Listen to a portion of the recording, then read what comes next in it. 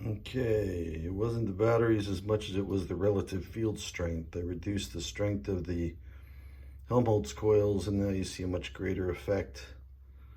So this is, you can see the diameter gets bigger and the spiral moves toward the coil, which is reducing the magnetic field. Now I'm just gonna flip this coil over one last time, I hope.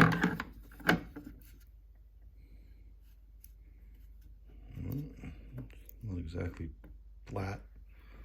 Now you can see it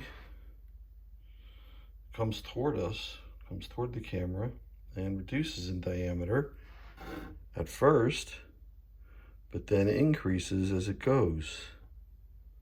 It's hard to see that.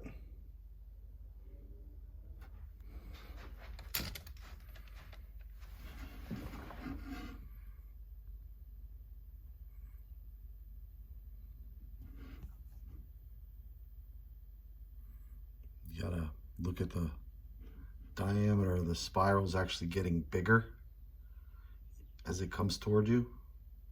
Even though it shrinks initially, then it gets larger as it moves toward the camera.